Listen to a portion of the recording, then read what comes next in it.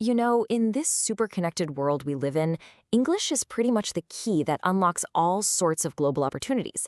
But how do you actually prove your skills? How do you show someone, a university, an employer, halfway across the world that you're ready to communicate? It's a really big question, isn't it?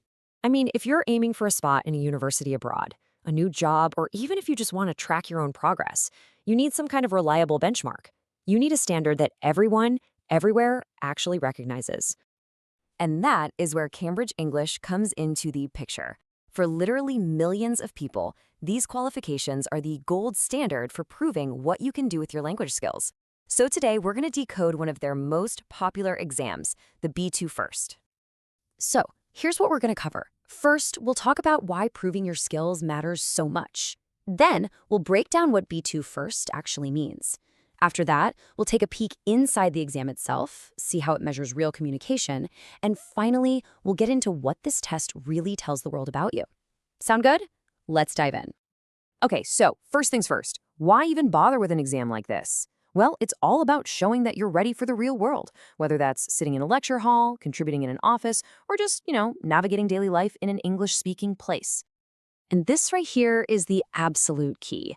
These are not just some abstract academic tests. The entire point is to build and then certify practical, real-world language skills that you can use like tomorrow.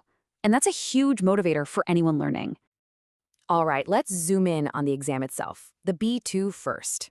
So, what on earth does B2 even mean? It's not just some random code, it's actually a very specific, internationally recognized level of language ability.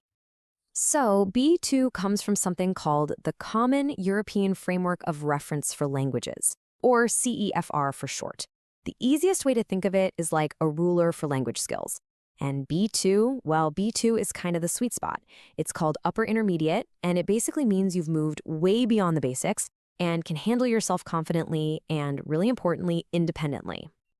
So what does that actually look like in real life? Well, at a B2 level, you can follow a debate on a topic you know about. You can chat with native speakers without it feeling like a struggle for either of you. And you can write a detailed email or a report explaining your point of view. It's all about that functional fluency. Now, what's really cool is how the exam is actually built to test all of those different skills. So let's pop the hood and take a quick look at the different sections, or papers as they call them. The first paper is a big one, Reading and Use of English. And as you can see, it's a 75-minute marathon with 7 different parts.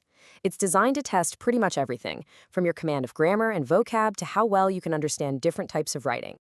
Let's look at an actual example. This is from part 1. Now, it might look like a simple fill-in-the-blanks quiz, right? But it's testing something so much deeper.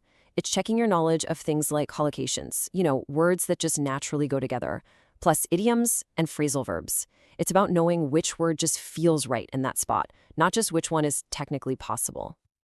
Okay, next up is the listening paper. Here, you're going to hear all sorts of things: monologues, conversations, interviews. You're being tested on your ability to pick out specific details, but also opinions and attitudes. And here's a little pro tip. You always get to hear every recording twice, which gives you a great second chance to catch anything you missed. The speaking test is so dynamic because you actually take it with another person.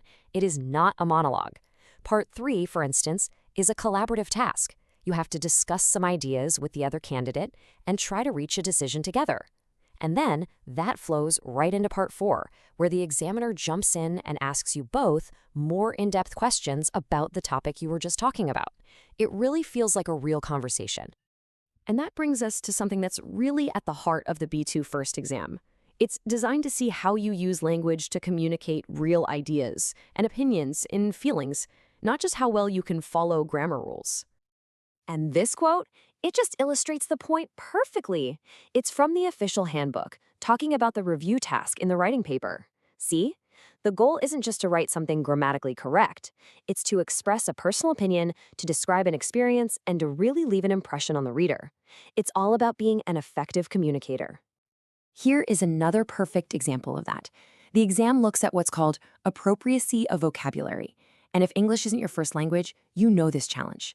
You might know the word big and the word snow, but native speakers say heavy snow. It's not that big snow is grammatically wrong, it just isn't what people say. and the test looks for that natural, appropriate use of the language. So let's zoom out for a second. After looking at all these pieces, what does the B2 First certificate really say about you? I mean, what's the actual value here? And at the end of the day, this is what it all boils down to.